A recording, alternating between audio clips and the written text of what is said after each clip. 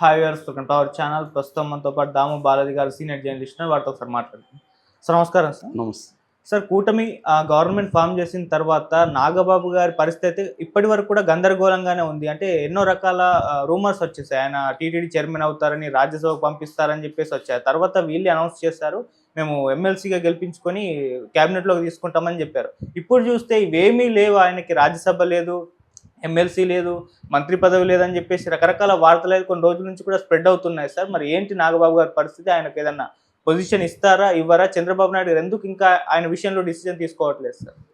జనసేనకి యాక్చువల్గా చంద్రబాబు ఇప్పటి వరకు అయితే న్యాయమే చేశాడని చెప్పొచ్చు. ఎందుకంటే 3 మంత్రి పదవులు, ముఖ్యంగా పవన్ కళ్యాణ్కి దాదాపు 5 శాఖలు, ఆయన డిప్యూటీ సీఎం, అట్లాగే కొన్ని కార్పొరేషన్ పదవులు ఇవన్నీ కూడా ఇచ్చాడు చంద్రబాబు. నిజానికి చంద్రబాబు ముందు నుంచి కూడా పవన్ కళ్యాణ్కి ఎప్పుడూ లేనంతగా పెద్దపీట వేశాడు. అంటే చంద్రబాబు రాజకీయ జీవితంలో ఎప్పుడు కూడా ఇప్పటి వరకు తన రాజకీయ దాని ఏమంటారు పొత్తులో ఉన్న పార్టీకి ఇంత ఇంపార్టెన్స్ ఎప్పుడు ఇవ్వలేదు. ఏ నాయకుడు కూడా ఇంత ఇంపార్టెన్స్ ఇవ్వలేదు.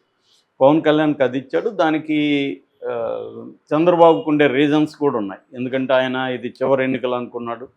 ఎన్నికల్లో ఓడిపోతామని భయం చంద్రబాబును వెంటాడింది.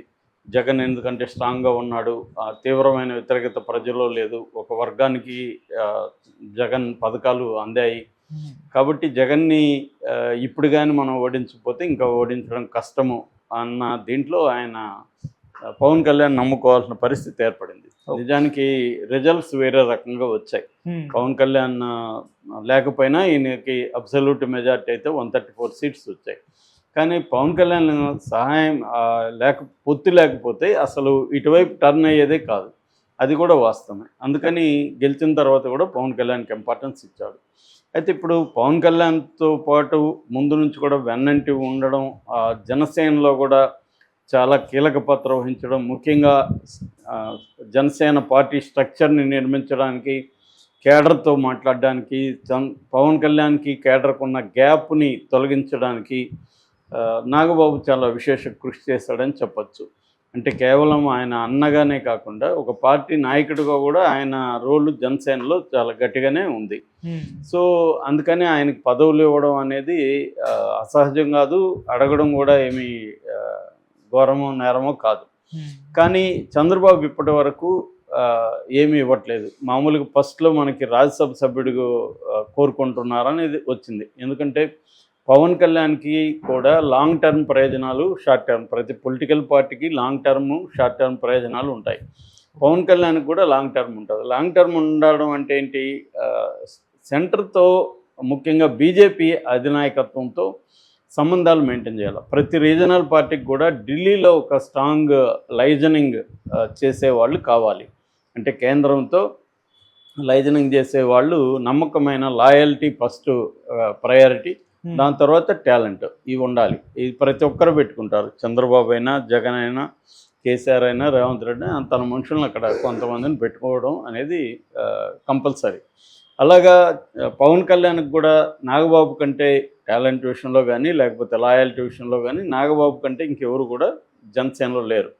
అందుకని పవన్ కళ్యాణ్ ఏం చేశాడంటే నాగబాబుని ఢిల్లీలో రాజ్యసభ పేరుతో ఢిల్లీలో ఉంచుకోగలిగితే, ఆల్రెడీ ఈయనకి 2 పార్లమెంటు మెంబర్స్ ఉన్నారు, నాగబాబు కూడా ఉంటే 3 ఉంటారు పార్లమెంట్లో ఆయనకి. సో నాగబాబు అక్కడ ఢిల్లీలో బీజేపీ అధినాయకత్వంతో సంబంధాలు మెయింటైన్ చేయొచ్చు అనేది పవన్ కళ్యాణ్కి ఉన్న కోరిక. ఇది చంద్రబాబుకి ఇబ్బందికరంగా ఉంది. చంద్రబాబు రాజ్యసభకి ఇస్తే పవన్ కళ్యాణ్ బలపడతాడు. పవన్ కళ్యాణ్ బలపడడం చంద్రబాబుకి ఇష్టం లేదు పార్టీగా. పవన్ కళ్యాణ్ తనకు ఉపయోగపడాలి తప్ప, పవన్ కళ్యాణ్ ఇండిపెండెంట్గా ఎదగి తను రేపొద్దున బీజేపీ, పవన్ కళ్యాణ్ కలిసి చంద్రబాబును వదిలిపెట్టి వాళ్ళు పోటీ చేసే పాసిబిలిటీ కూడా ఉంది. దాన్ని మనం ఇప్పుడే కట్ చేయాలి అని చంద్రబాబుకు కూడా ఉండే అవకాశం ఉంది. ఎందుకంటే చంద్రబాబు గోల్స్కి, పవన్ కళ్యాణ్ గోల్స్కి మధ్య ఖచ్చితంగా వైరుధ్యం అయితే ఉంటుంది. అది ఎప్పుడు బయటకు వస్తుందనేది తెలియదు, కానీ వైరుధ్యం ఉంటుంది. ఎందుకంటే చంద్రబాబు గోల్ ఏంటంటే నెక్స్ట్ లోకేష్ని సీఎం చేయాలి. తను యాక్టివ్గా ఉన్నప్పుడే లోకేష్ని సీఎం చేస్తే లోకేష్ స్థిరంగా రాజకీయాల్లో సెటిల్ అవుతాడు అనేది చంద్రబాబు గోల్. పవన్ కళ్యాణ్ గోలేం ఆల్రెడీ ఆయనకి 55 ఎంతో ఉంది. ఆయన ఆరోగ్యం కూడా అంత బాగాలేదు. ఆయనేమి ఇంకొక 20 ఏళ్ళ తర్వాత సీఎం అవ్వాలని అనుకోడు. ఖచ్చితంగా 5 ఏళ్ల తర్వాత సీఎం అవ్వాలనే టార్గెట్ ఆయనకు ఉంటుంది. పేరుకి చంద్రబాబు 10 ఏళ్ళు ఉండాలి, 15 ఏళ్ళు ఉండాలని చెప్పినప్పటికీ ఆయన మైండ్లో ఖచ్చితంగా అదే ఉంటుంది గోల్. సో కనీసం 5 ఏళ్లలో వాళ్ళు టార్గెట్ పెట్టుకుంటే 10 ఏళ్లలో అయినా సీఎం అవ్వడానికి ఆయనకి ఛాన్స్ ఉంది. సో బీజేపీ హెల్ప్ ఉంది ఆయనకి. ఎందుకంటే బీజేపీ కూడా నెక్స్ట్ 5 ఏళ్ల తర్వాత మళ్ళీ బీజేపీ వస్తుందో తెలీదు. ఇప్పుడున్న లీడర్లు ఏజ్ అయిపోతారు ఇద్దరు కూడా. సో ఈ ప్రాబ్లమ్స్ అంతా పవన్ కళ్యాణ్కి కూడా ఉంటాయి. అందుకని వీళ్ళిద్దరి మధ్య వైరుధ్యం ఉంది కాబట్టి రాజ్యసభ సభ్యుడిగా ఈయన్ని సెలెక్ట్ చేయడానికి చంద్రబాబుకి ఇబ్బంది అన్న మాట వినిపిస్తుంది. లేకపోతే ఇంతకు ముందే ఇచ్చి ఉండొచ్చు. ఇప్పుడు కూడా విజయసాయి రెడ్డి పోస్ట్ ఖాళీ అయింది. కానీ దాంట్లో పెట్టాలంటే చంద్రబాబుకి ఇంకో ప్రాబ్లం ఏంటంటే బీజేపీ ఆ పోస్ట్ అడుగుతుంది. అసలు ఆయన రిజైన్ చేసిందే బీజేపీ కోసం విజయసాయి రెడ్డి. ఎందుకంటే ఈయనకి గవర్నర్ పదవి ఇస్తామని వాళ్ళు హామీ ఇస్తారు కాబట్టి, లేకపోతే ఆయన రిజైన్ చేయాల్సిన అవసరం ఆయనకి లేదు. 3.5 సంవత్సరం ఉంది. సో బీజేపీ రెండోది ఆయన మీద ఉన్న కేసుల్ని తొలగించుకోవాలన్నా ఆయన బీజేపీలకి వెళ్ళాల్సిన అవసరం ఆయనకు ఉంది. సో అందుకని బీజేపీతో ఆయన పార్టీలో ఉంటాడా, పార్టీ బయట ఉండి బీజేపీకి అనుకూలంగా ఉంటాడా అనేది పక్కన పెడితే ఏదేమైనా బీజేపీ వైపు వెళ్ళాలి. సో వెళ్ళినప్పుడు బీజేపీ వాళ్ళు ఎందుకు నాగబాబుకి ఇవ్వాలనుకుంటారు అనేది ఒక సమస్య. సో ఈ ప్రాబ్లమ్స్ ఉన్నాయి. అందుకనే తెలుగుదేశం మీడియా నిన్న గందరగోళపరచడానికి ట్రై చేసిందని చెప్పచ్చు. ఆంధ్రజ్యోతి ఏమో రాజ్యసభకు పంపిస్తారు, అందుకే ఎమ్మెల్సీ ఇవ్వట్లేదు ఈయనకి అని ఆంధ్రజ్యోతి రాసింది. ఈనాడేమో కార్పొరేషన్ పదవి ఇస్తారు, ఇటు రాజ్యసభ లేదు, ఇటు ఎమ్మెల్సీ లేదని ఈనాడు చెప్పింది. TV5 ఏమో ఎమ్మెల్సీ నుంచి ఆయనే వైదొలిగాడు అని TV5 చెప్తుంది.